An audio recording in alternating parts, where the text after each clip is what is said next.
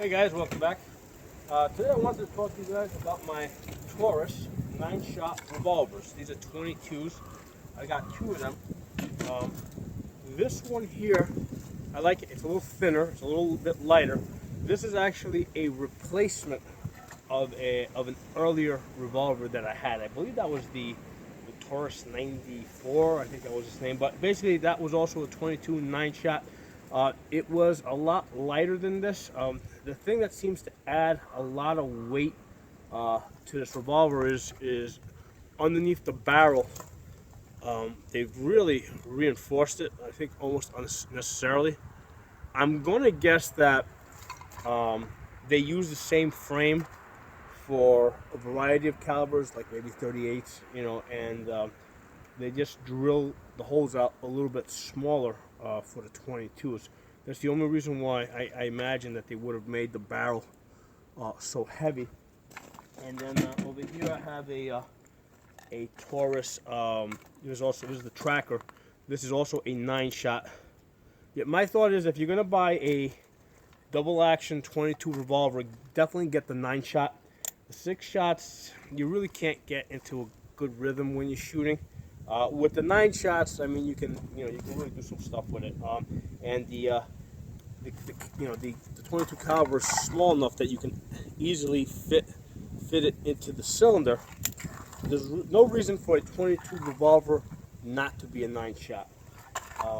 So again, they really beefed up the barrel here. This one's, I hold two side by side.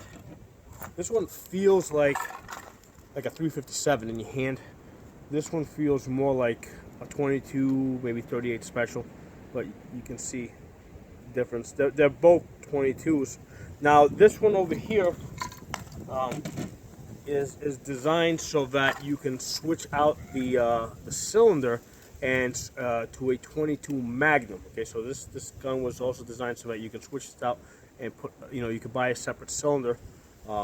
Basically unscrews, you put it in, and you shoot the 22 Magnums if you want to do that. I never bothered to buy that because, basically, I mean, it's just, I didn't, 22 Magnums are not cheap, and when we're buying 22 Magnums, I might as well be shooting something else. I mean, they're almost the same price pretty much as a 9mm, probably even more expensive. But fun gun to shoot. Today, basically, I just wanted to practice my revolver shooting. And in fact, I'm practicing my revolver shooting left-handed. And don't ask me why. It's just something that I do. I like training to shoot on both sides. I shoot left-handed and I shoot right-handed. I'm very ambidextrous. Now, when I shoot left-handed, I also use my left eye. Keep both eyes open. Okay, so normally when I'm shooting, right, I'm keeping both eyes open. Right now, I'm behind my, I'm using my right eye. If I switch to the left side, now I'm on my left side. So both eyes open. I'm able to pick up the sights on either side. The thing with being omnidominant like I am is, like, if I'm in my right hand and I come up, okay, sometimes I have to wink my left eye for a second in order to pick up the sights on my right side. Likewise, if I'm in my left hand, I come up to my left eye, I gotta wink my right eye for a second in order for me to be able to pick up the sights with my left eye. So regardless which eye I'm using, sometimes I have to do that wink with the opposite eye in order to get to get my eye to focus on the sights.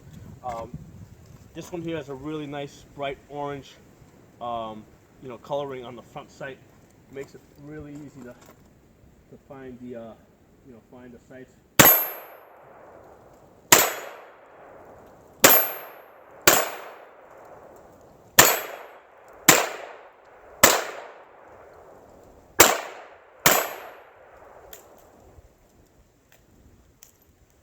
Now the interesting thing is that this revolver here, now this one didn't come with the orange paint over here, but I just put a little bit of white paint there to help me pick up the sights a little bit easier.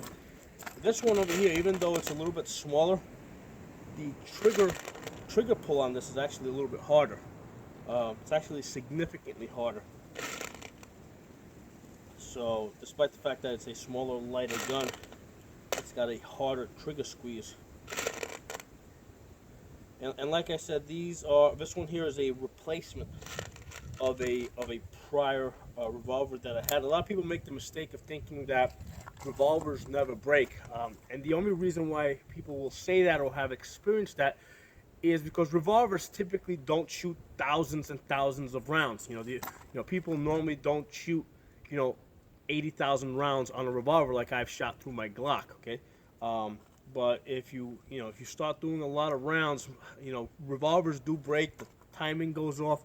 There's a reason why the military moved to the semi-automatic pistol as quickly as they possibly could. And they started using the 1911, back in the day.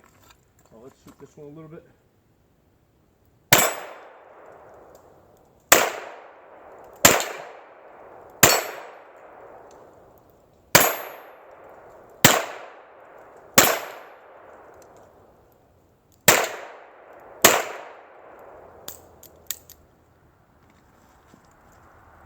Now, every once in a while, just for shits and giggles, it's nice to have two very similar revolvers, because you can actually shoot them at the same time and have a little bit of fun with that.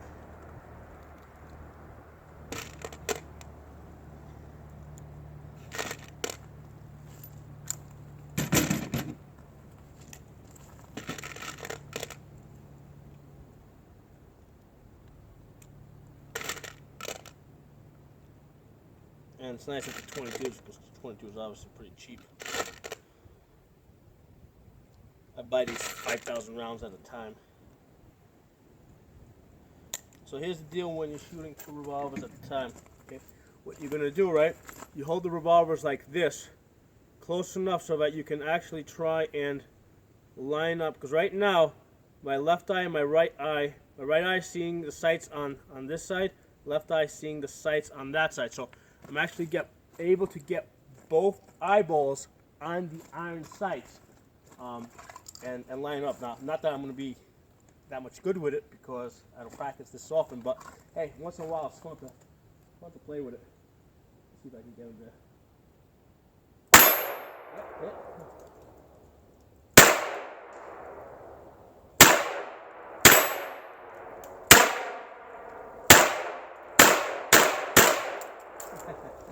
So, I'm a big believer in having fun with guns, and as long as you're doing it safe, there's no reason why you can't do all sorts of wacky stuff. As long as you know where your bullets are going, and not putting yourself or anybody else in danger. I'm all having fun.